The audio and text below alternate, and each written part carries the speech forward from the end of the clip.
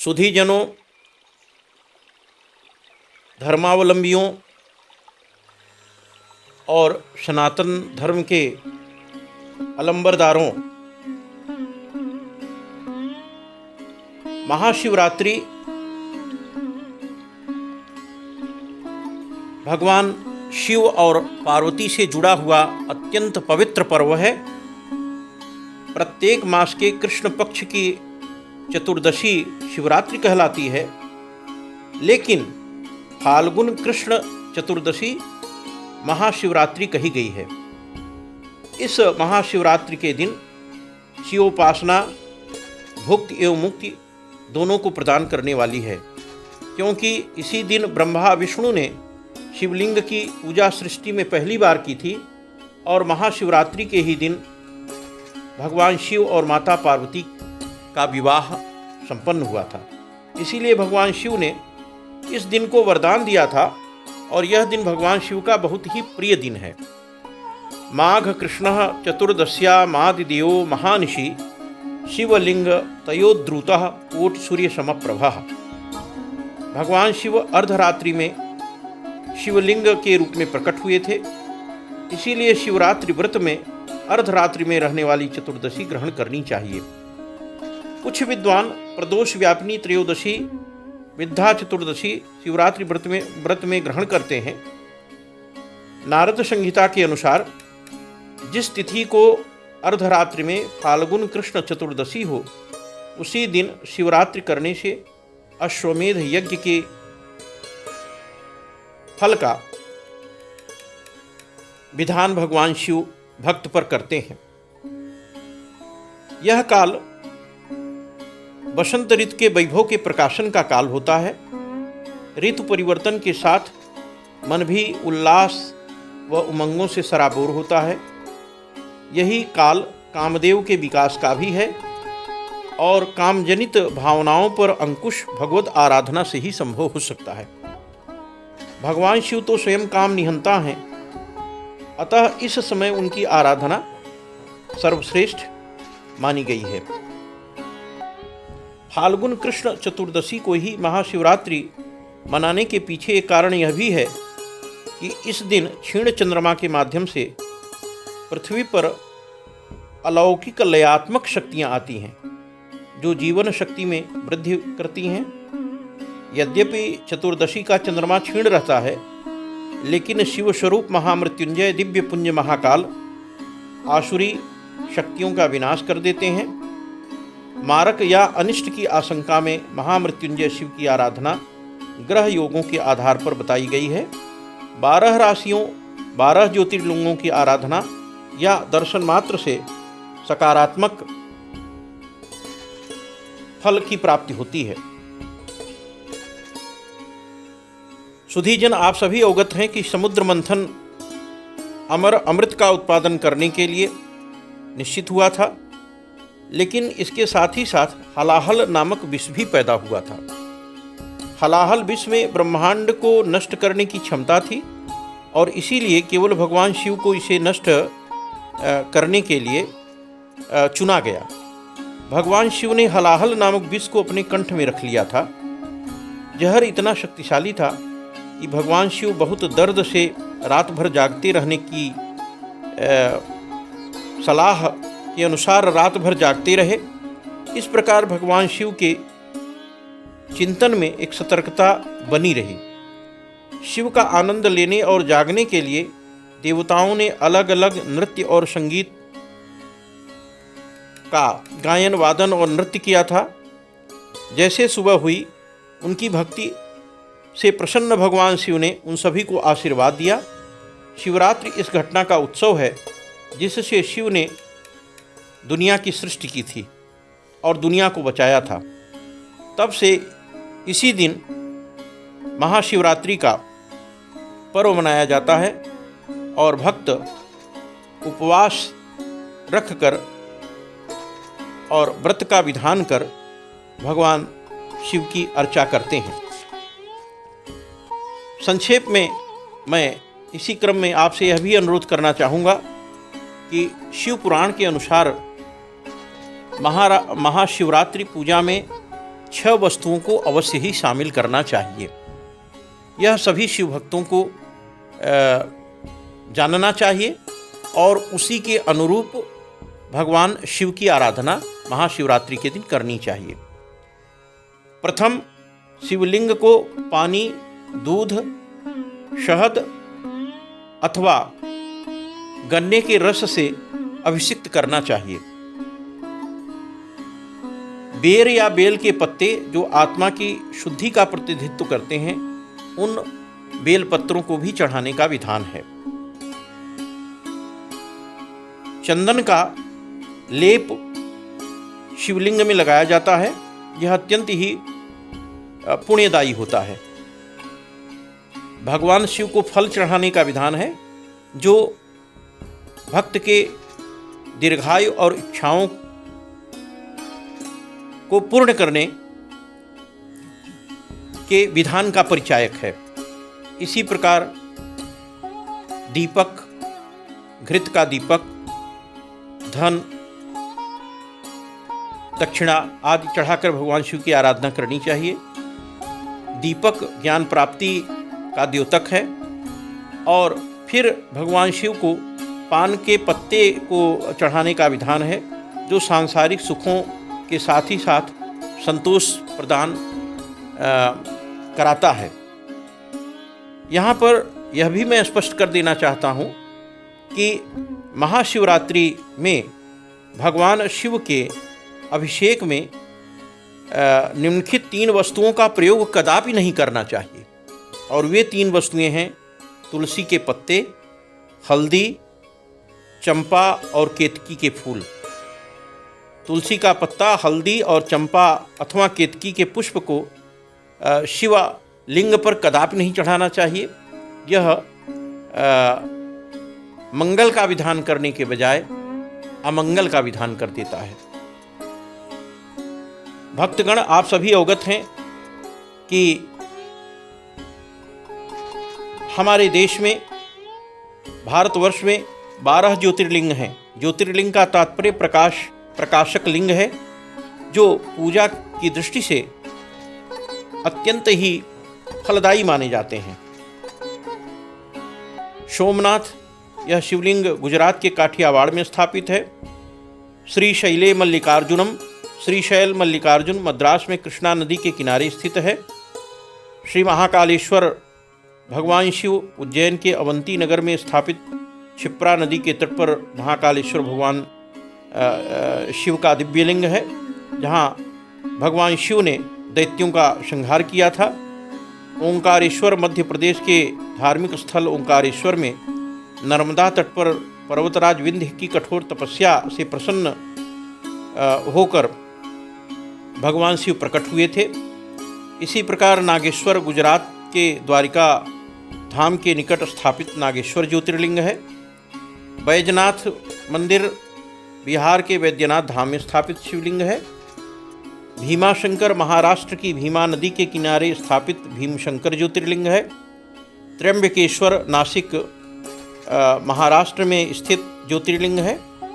घृष्णेश्वर महाराष्ट्र के औरंगाबाद जिले में एलोरा गुफा के समीप में बेसल गांव में स्थापित घृष्णेश्वर ज्योतिर्लिंग है। इसी प्रकार केदारनाथ हिमालय की दुर्गम उपत्यकाओं में स्थित ज्योतिर्लिंग है और काशी विश्वनाथ शिवलिंग ज्योतिर्लिंग वाराणसी में स्थित है तथा 12 ज्योतिर्लिंग के रूप में श्री सेतुबंध रामेश्वरम शिवलिंग त्रिचनापल्ली मद्रास समुद्र तट पर भगवान श्री राम के द्वारा स्थापित रामेश्वर ज्योतिर्लिंग के रूप में आख्यायित है। महाशिवरात्रि के दिन चूंकि भगवान शिव और पार्वती का विवाह हुआ था और बड़ा ही अद्भुत प्रसंग है कि इस दिन विवाह होने के कारण जो लोग उपवास, व्रत आदि अनुष्ठान करते हैं उन्हें करोड़ों अश्वमेध यज्ञ के फल के बराबर फल प्राप्त होता है। भगवान शिव ने इसी दिन मां पार्वती और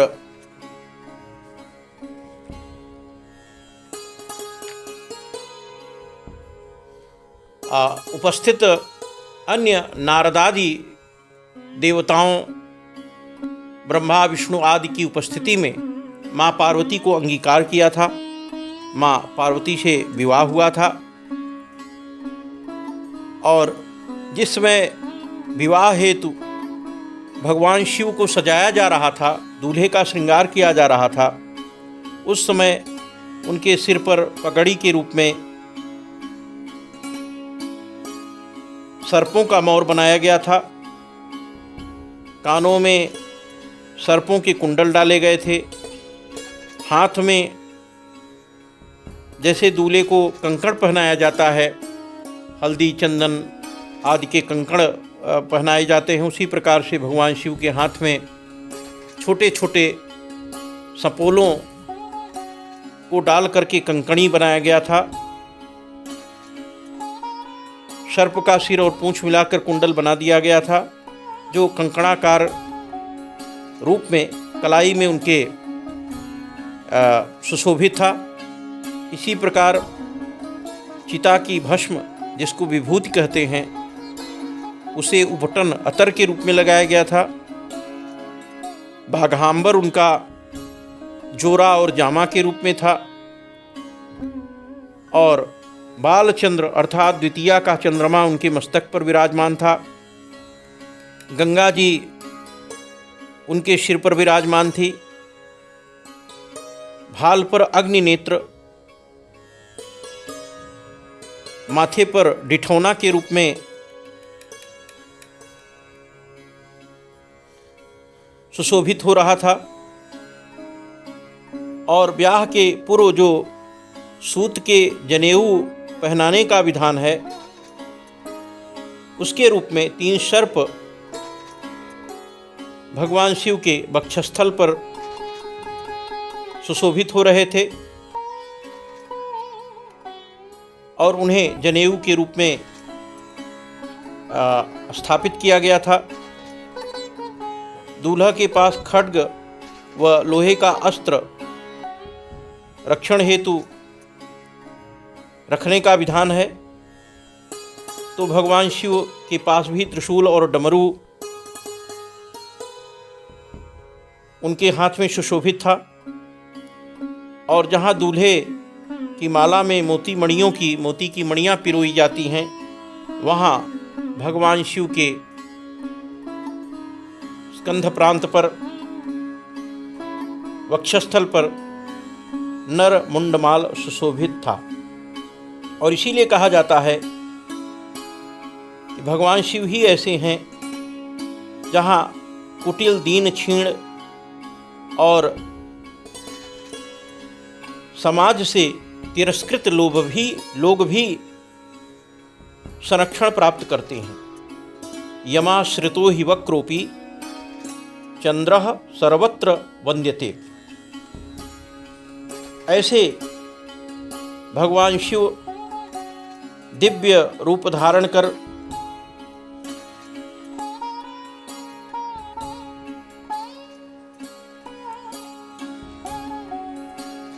जब विवाह हेतु उपस्थित होते हैं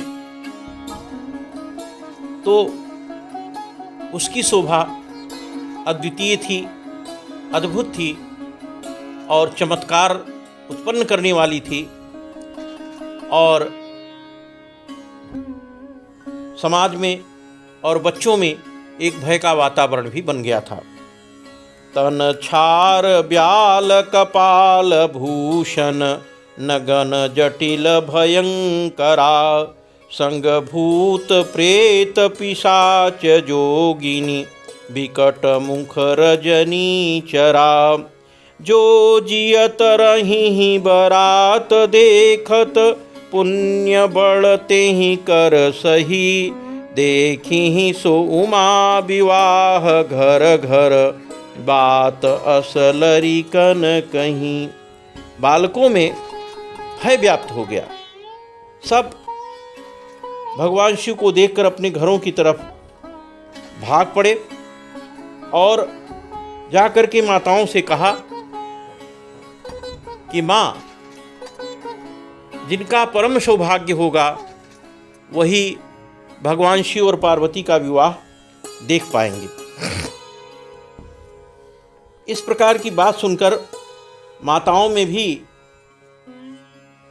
बड़ा आश्चर्य व्याप्त हुआ और भगवान शिव जब द्वारचार के लिए उपस्थित होते हैं तो उनके स्वरूप को देखकर मैना भी मूर्छित हो जाती हैं और बाद में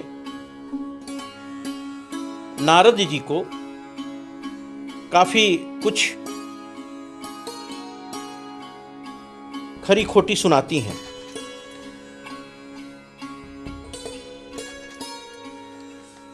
और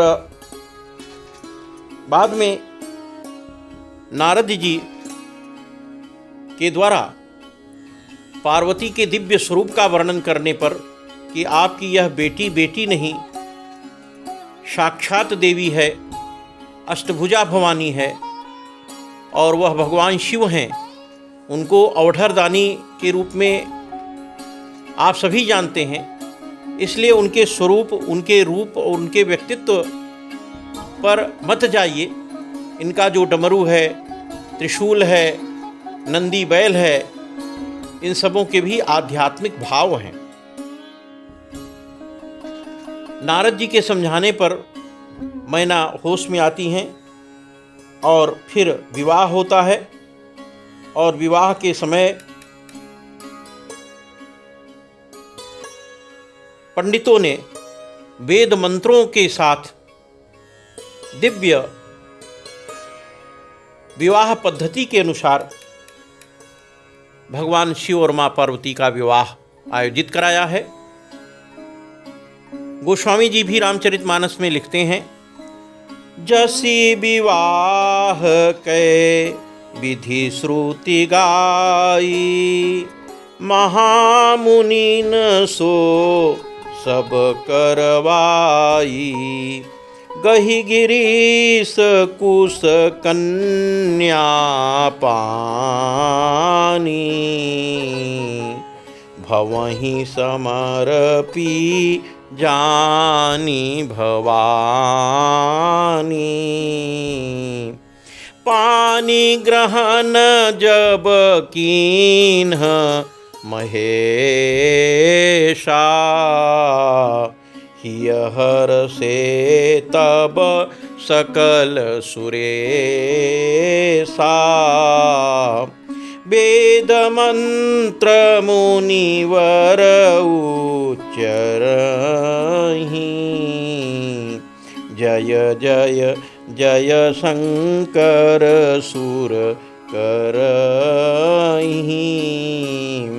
इस प्रकार दिव्य विधि विधान से शास्त्रानुकूल माँ पार्वती और भगवान शिव का विवाह होता है। तत्पश्चात जो बाराती गण हैं उनको जीवनार के लिए, भोजन ग्रहण करने के लिए, प्रसाद ग्रहण करने के लिए सबको बुलाया जाता है और सब प्रेम से प्रसाद ग्रहण करते हैं। विवाह के पूर्व में भारतीय विवाह पद्धति में दुल्हे को कलेवा खिलाने का विधान है, भाथी खिलाने का विधान है। उसको उत्तर भारत के पूर्वांचल प्रदेश में हाथी कहते हैं। भगवान शिव को बैठाया गया भोजन कराने के लिए और भगवान शिव को एक पत्तल लगाया गया और भोजन परोसा गया। तो आवाज आई, भगवान शिव ने कहा कि अर्घ्य मांगते चंद्रमा, अर्घ्य मांगते चंद्रमा, भेंट मांगती गंग, भावत दूध भुजंग को भोला के प्रिय भंग। कि सर्वप्रथम हम अकेले यहाँ नहीं हैं दूल्हे के रूप में। मेरे सिर पर चंद्रमा बाल विधु शोभायमान हो रहा है। उसकी इच्छा है कि उसे अर्घ्य प्रदान किया जाए। भेंट मांगती गंग, माँ गंगा मेरे सिर पर निनादित हैं और वहाँ से कल कल ध्वनि निकल रही है। तो माँ गंगा को भेंट प्रदान किया जाए। इसी प्रकार मेरे वक्षस्थल पर आलोडित विलोडित भुजंगराज को दूध पिलाया जाए और मुझे भोजन ग्रहण करने के पहले मेरे भांग की व्यवस्था की जाए। तो वहाँ उपस्थित लोगों ने बड़ा ही सुख पाया है और एक हास्य का वातावरण भी उपस्थित हुआ है। फिर जब भोजन करने के लिए लोग बैठे तो को मुखहीन विपुल मुख काहू। किसी बराती को मुख ही नहीं है। कुछ बराती ऐसे हैं जिनके अनेक मुख हैं। तो जिसको मुख नहीं है उसको कहाँ पत्तल लगाया जाए, किस बात के लिए पत्तल लगाया जाए, और जिसको अनेक मुख हैं उसे कितने पत्तल लगाए जाए। तो बड़ा अद्भुत ही दृश्य रहा है भगवान शिव के विवाह का। और लोगों ने कहा कि विपुल मुख काहू, जिनके 50-50 मुख हैं, इनको 50 पत्तल लगाइए और इनको भोजन कराइए। बाराती हैं, हमारे रिश्तेदार हैं, इनका उचित सम्मान होना चाहिए। वहाँ उपस्थित जन समुदाय ने में हास्य की सृष्टि उत्पन्न हुई और उन्होंने कहा कि आखिर इनके कुल में, खानदान में अनेक मुख की परंपरा तो प्रारंभ से चली आई है। काहे न मागत भीख फिरें, घर में नहीं एकऊ अन्न अधेला। एक मुख हो ही तो पूरी परे, घर में मुख माही को मारी झमेला। भाई अगर एक मुख हो तो भोजन की पूर्ति हो जाए। इनके परिवार में तो सब अनेक मुख वाले हैं, तो आखिर उनको तो अनेक मुख होने के कारण उतने पत्तल सौंपने चाहिए। और यही कारण है कि इनके घर में अन्न जल की कमी पड़ जाती है। और भगवान शिव दिगंबरी हैं और भिक्षाटन करते हैं, भिक्षा मांग करके अन्न ग्रहण करते हैं। शीश चढ़े सहसानन है, इनके सिर पर 1000 मुख का तो सर्प शोभायमान हो रहा है। और गोद गजानन बैल तबेला, गोद में इनके गजानन हैं, गणेश जी हैं, जिनका हाथी का मुख है। बैल के लिए नाद होना चाहिए। चतुरानन बाप, इनके बाप जो है खुद ब्रह्मा जी हैं, 4 मुख वाले हैं। पचानन आप, भगवान शिव स्वयं पंचमुख वाले हैं, पंचवक्त्रम त्रिनेत्रम। और फिर बेटा बाप से तो आगे होना ही चाहिए। जब पिता पंचानन है तो बेटे को तो खडानन होना ही चाहिए। इसलिए कार्तिकेय जी के 6 मुख हैं, खडानन हैं। और एक इनको चेला मिला है, वो भी अकेला नहीं, वो भी 10 मुख वाला है, दशानन चेला। तो किसी भक्त कवि ने लिखा, काहे न मागत भीख फिरें, घर में नहीं एकऊ अन्न अधेला। एक मुख हो ही तो पूरी परे, घर में मुख माही को मारी झमेला। शीश चढ़े सहसानन है, और गोद गजानन बैठ तबेला, बैल तबेला। चतुरानन बाप, पचानन आप, खडानन पूत, दशानन चेला। इस प्रकार से भगवान शिव का बारात और भगवान शिव प्रसाद ग्रहण करते हैं। भगवान शिव का दिव्य विवाह होने लगता है। और जब पाणी ग्रहण संस्कार हो जाता है तब नेकचार के लिए वहाँ नाउन उपस्थित होती है कि हमारा जो नेकचार है वह हमें मिलना चाहिए। तो भोले बाबा के पास कुछ था नहीं, उनके थैले में, झोले में सांप कुछ थे। उसी में से एक सांप निकाल करके उन्होंने नेकचार की दृष्टि से नाउन की तरफ फेंका और नाउन भाग खड़ी हुई। झोली से निकारो एक कारो सटकारो नाग ऐसो फुफकारो भगी बाप रे बचाइए। मंडप में जोर से सारे लोग हंसन लागे, कहें अरे देवी जी नेक लिए जाइए। और वो भाग खड़ी होती है और इस वातावरण में भगवान शिव का विवाह संपन्न होता है। जिस समय बाराती भोजन ग्रहण कर रहे हैं, नारियां अपने मधुर स्वर में बारातियों के प्रति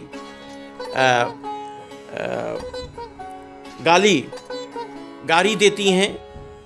इधर भारत में भोजन प्रसाद ग्रहण करते समय गारी के गाने का विधान है। तो नारियां, उपस्थित नारी समुदाय वह दिव्य गारी से बारातियों को अभिमंडित करती हैं। गारी मधुर धुनी देहि सुंदरी, गारी मधुर धुनी देहि सुंदरी, बिंग बचन सुनावहीं, सीताराम के भजो एजी, भोजन करहीं सुर अति विलंबु करी, भोजन करहीं सुर अति विलंबु करी, सुनि विनोद सचु पावहीं, सीताराम के भजो। जेवत जो बढ़्यो आनंदु सो मुख, कोटि हून परे कह्यों, सीताराम के भजो। अचवाई दीन है पान गवने, बास जहाँ जाको रह्यो, सीताराम के भजो। इस प्रकार से दिव्य वातावरण में भगवान शिव और माँ शिवा का दिव्य पाणिग्रहण संस्कार होता है, विवाह आयोजित होता है और विधि विधान से वेद मंत्रों के द्वारा मुनिगण विवाह पद्धति को पूर्ण करते हैं। वेद मंत्र मुनिवर उच्चरहि, और भगवान शिव और माँ शिवा एक साथ पति और पत्नी के रूप में जुड़ जाते हैं।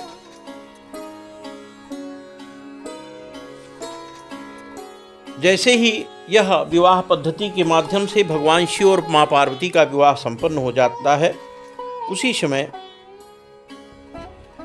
बड़ा ही आनंद का वातावरण था। देवताओं ने पुष्पी वृष्टि की,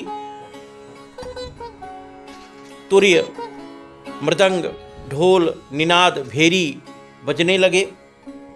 बाजहि बाजन विविध विधाना, सुमन वृष्टि नभ भई विधि नाना, हर गिरिजा कर भयौ विवाहु, सकल भुवन भरी रहा उछाहु, दासी दास तुरग रथ नागा, धेनु बसन मणि वस्तु विभागा, अन्न कनक भाजन भरी जाना, दाई जदीन्हन जाई बखाना, दाई जदियो बहुभांति पुनि कर, जोरी हिम भूधर कह्यो, का देऊ पूरन काम शंकर, चरण पंकज गहिरह्यो, शिव कृपा सागर ससुर कर,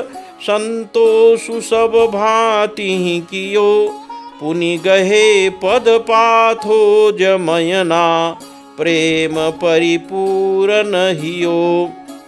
इस प्रकार से दिव्य वातावरण में वेद मंत्रों की निनादित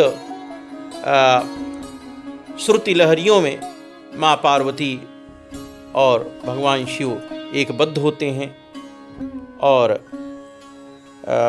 तत्पश्चात भगवान शिव माँ पार्वती को लेकर के कैलाश पर्वत चले जाते हैं। और वहाँ कुछ दिन माँ पार्वती के साथ भगवान शिव प्रसन्नतापूर्वक अपना कालक्षेप करते हैं। जब ही शंभु कैलास ही आए, सुर सब निज निज लोक सिधाए, जगत मातु पितु शंभु भवानी, तेहि सिंगारु न कहूँ बखानी, करहि विविध विधि भोग विलासा, गणन समेत बसहि कैलासा, हर गिरजा विहार नित नयन नयऊ, एहि विधि विपुल काल चलि गयऊ, तब जनमेऊ खड बदन कुमारा, तारकु असुरु समर जेहि मारा, आगम निगम प्रसिद्ध पुराणा, खन्मुख जन्मु सकल जग जाना, जगुजान खन्मुख जन्मु कर्मु प्रताप पुरुषारथु महा, तेहि हेतु मैं वृष केतु सुत कर चरित संक्षेप ही कहा, यह उमा शंभु विवाहु जे नर नारी कहीं जे गामहि, कल्याण काज विवाह मंगल सर्वदा सुख पावहीं, चरित सिंधु गिरिजा रमन वेदन पावहीं पारु, बरनई तुलसीदास किमि अतिमति मंद गंवारु। भक्तगण, इस प्रकार से महाशिवरात्रि के इस दिव्य रात्रि पक्ष में माँ पार्वती और भगवान शिव एकबद्ध होते हैं और तत्पश्चात खड्मुख का जन्म होता है और भगवान शिव और माँ शिवा इस जगत का कल्याण करते हैं। इसलिए महाशिवरात्रि के पर्व पर जो भाई बहन माताएं बंधु बांधव व्रत का विधान करते हैं, उन्हें कोटिशः अश्वमेध यज्ञ का फल प्राप्त होता है। इस पर्व पर मैं आपसे आग्रह करूँगा कि भगवान शिव माँ शिवा का असीम आशीर्वाद आप प्राप्त करें। आपके जीवन में यश, रिद्धि, सिद्धि, समृद्धि, ऐश्वर्य, श्री, विभूति और मंगल का विधान भगवान शिव और शिवा निश्चित रूप से करेंगी, ऐसा मेरा दृढ़ विश्वास है। धन्यवाद।